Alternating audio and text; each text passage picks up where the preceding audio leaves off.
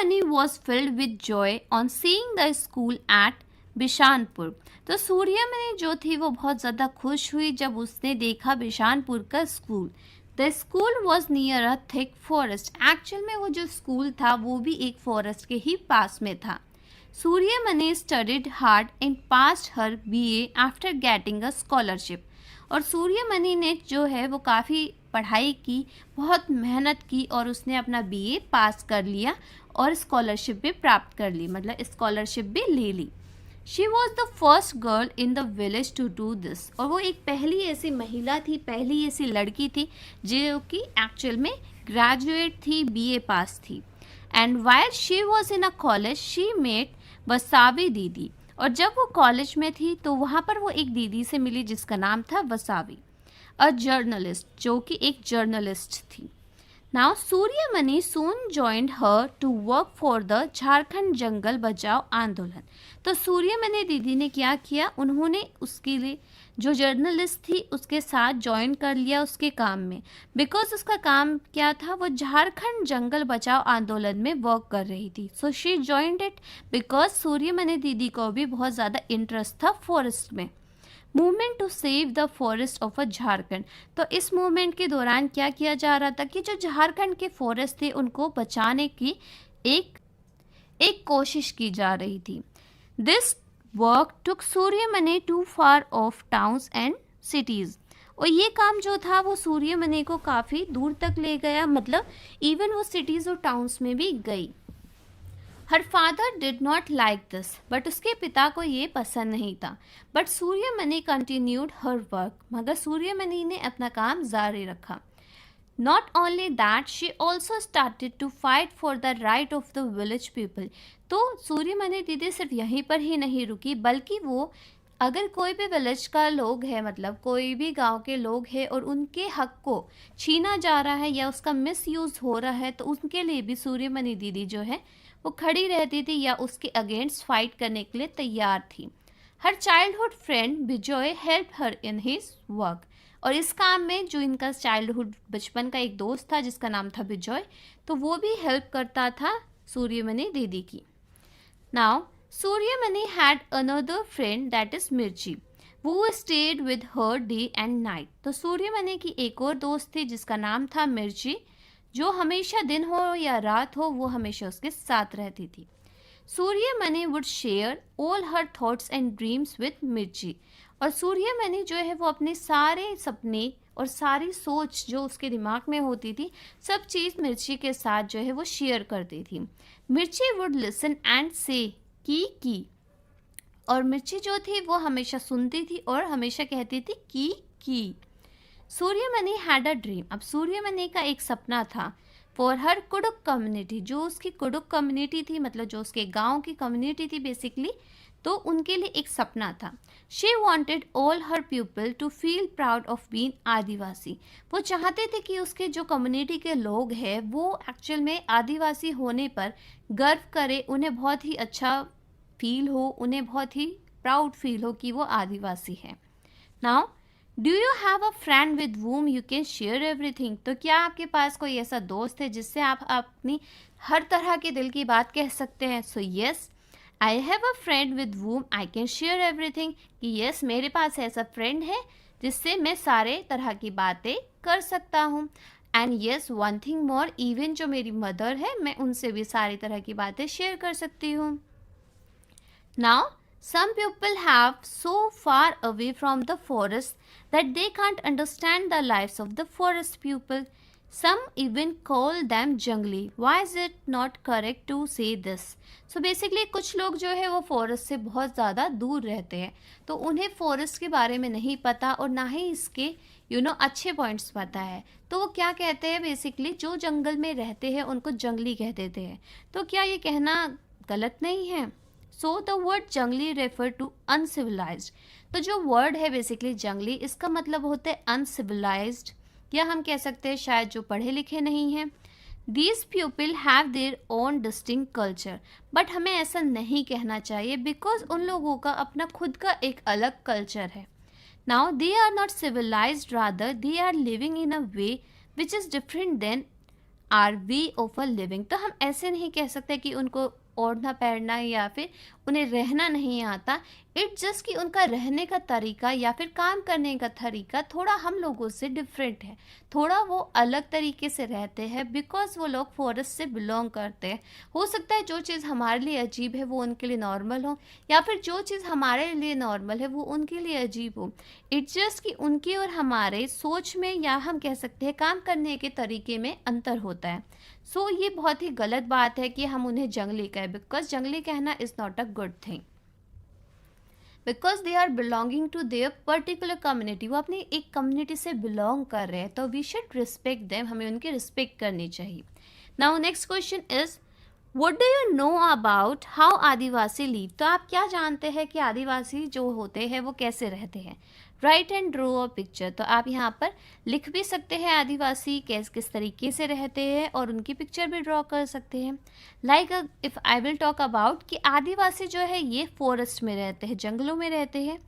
They use flowers leaves as their clothes. और यहाँ तक कि ये फूल और पत्ती को क्लॉथ्स के तौर पे, कपड़ों के तौर पे भी यूज़ कर लेते हैं। They use forest product for their basic need. और रोज़ की ज़रूरतों के लिए ये जितना भी फॉरेस्ट के अंदर सामान होता है, उनको जितना चाहिए वो उसको यूज़ कर लेते हैं, बट वो उसका ओवर यूज़ नहीं करते, बहुत ज़्यादा यूज़ नहीं करते।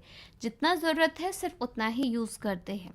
दे use trees as their medical herbs. Even वो ये लोग जो है आदिवासी जो होते हैं ये मेडिसिन नहीं लेते, मेडिकल स्टोर पर नहीं जाते, बल्कि इनको इतना नॉलेज होता है कि कौन सा पेड़ जो है वो किस यूज़ में आता है, तो ये इवन मेडिसिनल जो हर्ब होती है ये उसको भी यूज़ कर लेते हैं।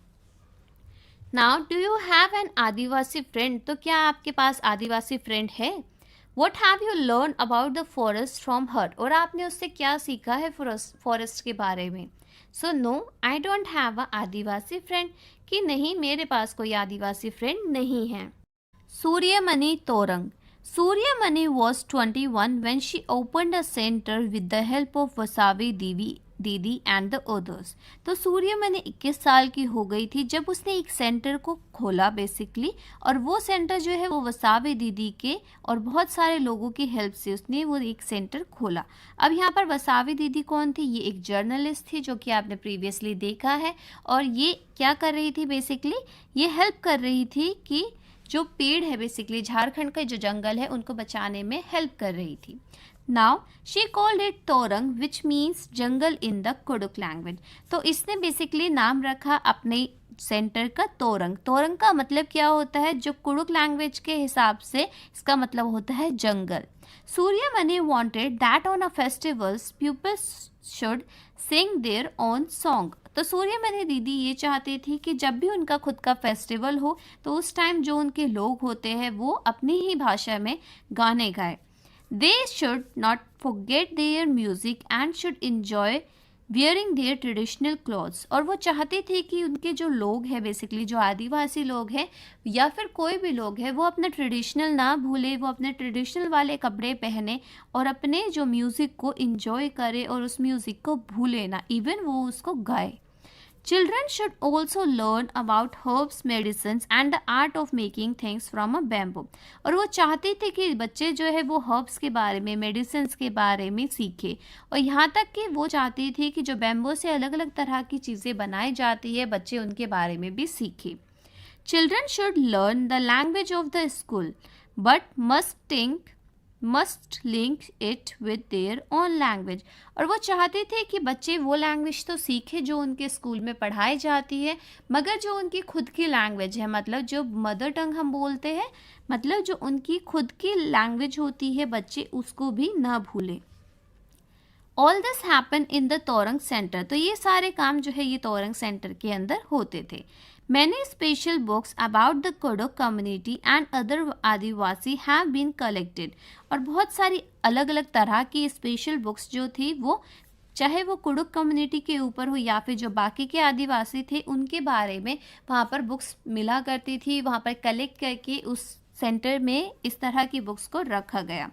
Flute and different type of drums are also kept there. और वहाँ पर जो फ्लूट होता है, बेसिकली फ्लूट और बहुत अलग अलग तरह के ड्रम्स को रखा गया ताकि वहाँ पर बच्चे क्या कर सके, सिंग कर सके और उन्हें बजाना सीख सके। Whenever something is unfair or if someone is afraid that his land and the livelihood would be taken away, they turn to Suryamani. और जब भी गांव में किसी को ऐसा लगता था कि उनके साथ कोई अत्याचार हो रहा है या कोई भी अनफेयर एक्टिविटी हो रही है या उनसे उनका अधिकार छीना जा सकता है, उनका जो लैंड है उस पर कब्जा किया जा सकता है, तो जब भी उन्हें ऐसा कुछ लगता था तो वो सूर्यमणि दीदी के पास आ जाया करते थे। Suryamani fight for everyone right. और सूर्यमणि का बेसिक वाक्य क्या हो गया था कि वो हर किसी के अधिकार के लिए, हर किसी के लिए राइट के लिए लड़ा करती थी। Suryamani and Vijay have got married. तो सूर्यमणि का जो फ्रेंड था विजय, इन दोनों ने बेसिकली शादी कर ली एंड वर्क टुगेदर, और एक साथ काम करना स्टार्ट कर दिया। Today their work is praised by many people. और आज इनका जो काम है वो सराहा जाता है, उसको प्रेज मिलता है, मतलब उसकी प्रशंसा होती है। And she is invited even to other countries. और आज उनको इन्वाइट भी किया जाता है, बुलाया जाता है अलग अलग कंट्रीज़ में, इवन इंडिया के बाहर बहुत ही जो फॉरेन कंट्रीज़ होती है वहाँ पर भी इनको बुलाया जाता है। टू शेयर हर एक्सपीरियंस, ताकि वो अपना एक्सपीरियंस बता सके, वो अपनी स्टोरीज बता सके, उनको फॉरेस्ट से इतना लगाव क्यों है या फिर वो इस एक्टिविटी में क्यों इन्वॉल्व हुई है, तो जितना भी जो भी उनका एक्सपीरियंस रहा वो सब बाकियों के साथ शेयर कर सके। And people of her area are also raising their voice for a new forest law। और जो उनके लोग थे अब वो अपने हक के लिए अपनी आवाज़ उठाने लगे थे और नए फॉरेस्ट लॉ के लिए भी इवन उन्होंने वॉइस रेज की। सो यहाँ पर बेसिकली आया था राइट टू फॉरेस्ट एक्ट। तो यहाँ पर 2007 में 2007 में राइट टू फॉरेस्ट एक्ट आया था।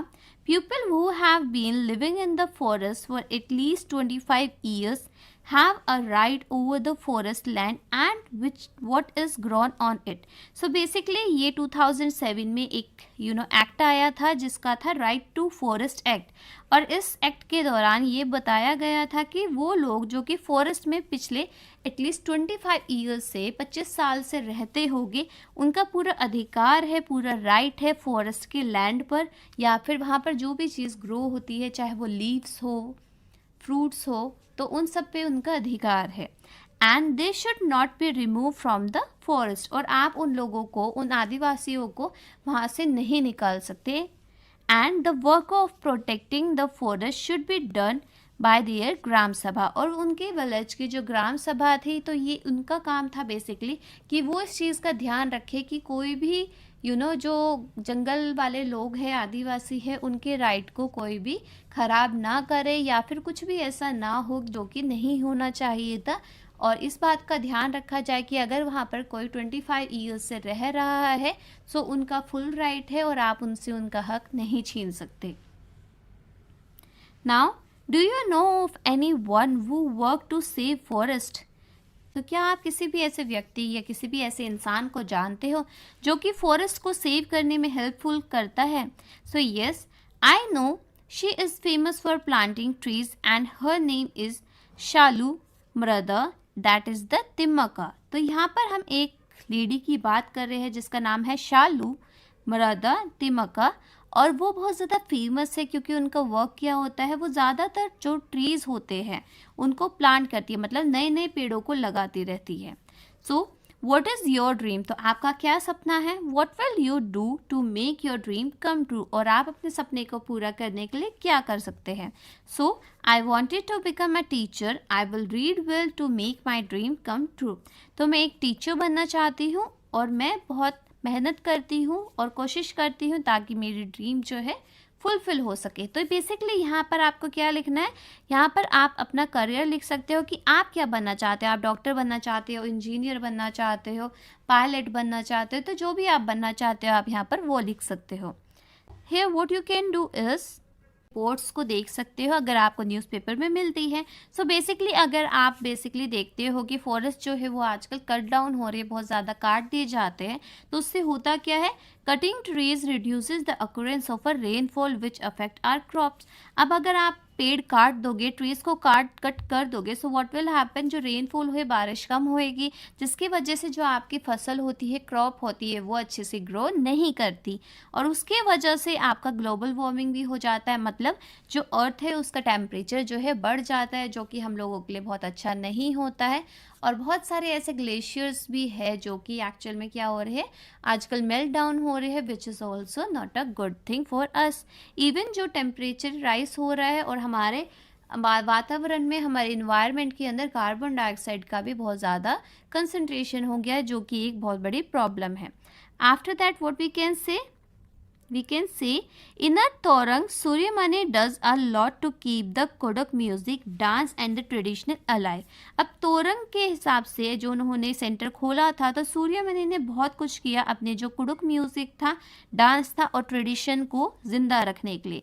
Would you like to do something like this for your community? तो क्या आप भी कुछ ऐसा करना चाहते हैं अपने खुद की कम्युनिटी के लिए? So yes, I also like to do something for my community, कि हाँ मैं भी अपनी कम्युनिटी के लिए कुछ करना चाहती हूँ। And I would like to preserve the languages and the custom और the costume of my community, कि मैं चाहती हूँ कि मेरी जो लैंग्वेज है, मतलब अगर आप किसी भी अलग जगह से बिलोंग करते हो और वहाँ की कोई और लैंग्वेज है, तो क्या करना चाहिए, आपको अपनी लैंग्वेज को प्रिजर्व करना चाहिए, बिकॉज वो इतना ज़्यादा यूनिक है, एक बहुत ही अलग लैंग्वेज है। और जो आपका कॉस्ट्यूम है, मतलब जो भी आपका पहनावा है, आपको उसको भी ज़िंदा रखना चाहिए। ऐसा ना हो कि आप इतने ज़्यादा मॉडर्न हो जाओ कि आप अपने ट्रेडिशनल वैल्यूज़ भूल जाओ, आप अपने आप को, मतलब जहाँ से आप बिलोंग करते हो, आप उस चीज़ को भूल जाओ।